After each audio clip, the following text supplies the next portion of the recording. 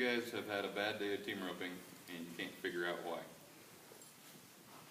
You're roping legs, waving your rope off the horns, splitting horns. No matter how many times you go over it in your head, you can't come up with a reason why that's happening. 9 times out of 10, it's going to be your horsemanship.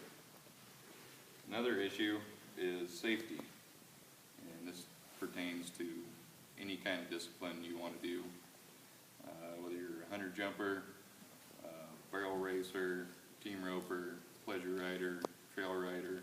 It all comes down to horsemanship. The better horseman you are, the safer you're going to be. So in this speech, I'm going to try and persuade everyone to take a horsemanship class.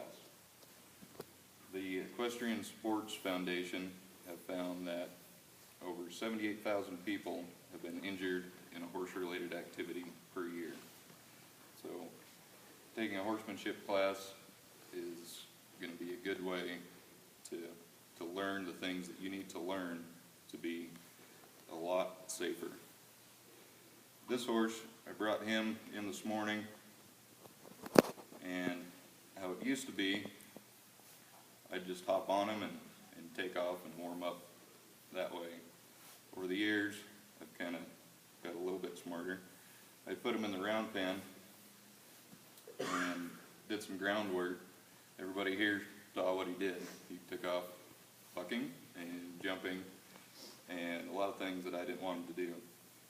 So we did some groundwork, and by the end of that, he looked like this. His head was down, he was licking his lips, and he was a lot more pleasurable to be around. And after that, I just got on him, did a couple laps, and he was warmed up. Instead of the old way, hopping on and maybe going to the hospital, maybe not.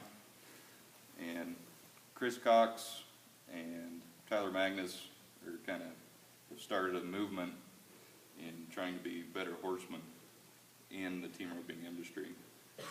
But it doesn't just pertain to team roping.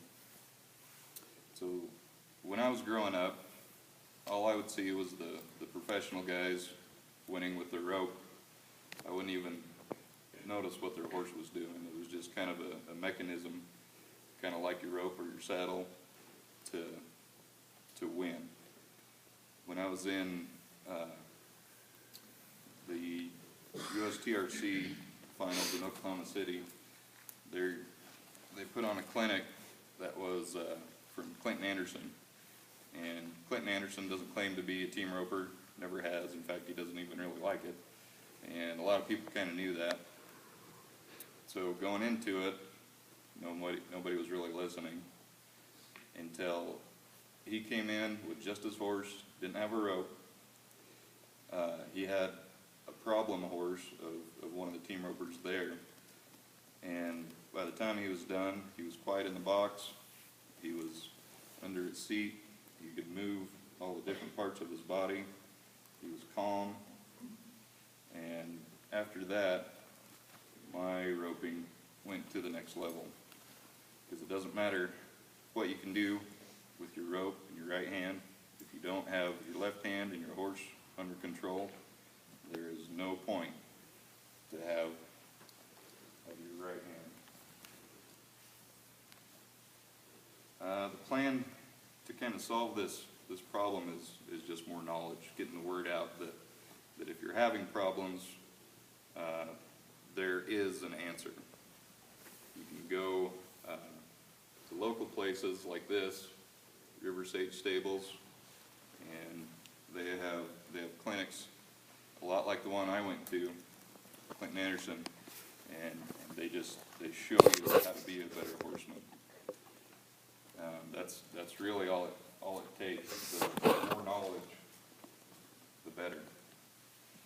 And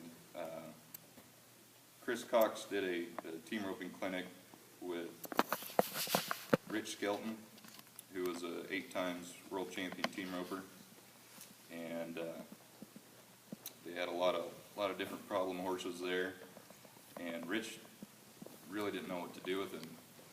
So when Chris Cox, who was a world-renowned horse trainer, he got a hold of him on the ground did a lot of work with him, and by the time they were done, not only the horse was better, but the rider was better, because he could show him what to do with his own horse.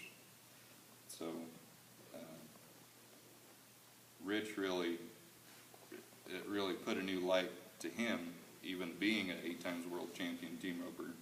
There's some things that even he could work on.